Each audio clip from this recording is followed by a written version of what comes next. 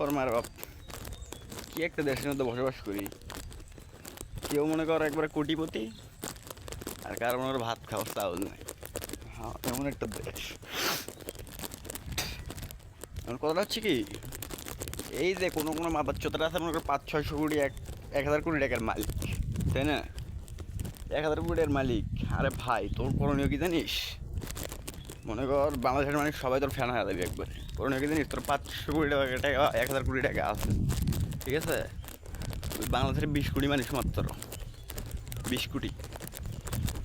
তুই এই 20 কোটি মানুষ হোক পার্সোনালভাবে তোর নিজের অভিশাপ ডেকে ডেকে মনে কর প্রতিদিন 1 কোটি মানুষ হোক, 1 কোটি মানুষ, 1 কোটি মানুষ হোক 1 কোটি টাকা করে দিব, বুঝছো? 1 কোটি মানুষ 1 কোটি টাকা করে দিলে ধর তোর 1 মাসের মধ্যে তোর 20 কোটি মানুষ 20 কোটি টাকা দেওয়া হয়ে যাবে। তো তোর এই যে 100 কোটি টাকা, 100 কোটি টাকার মধ্যে 20 কোটি টাকা দিলে তোর থাকবে আরো 980 কোটি টাকা।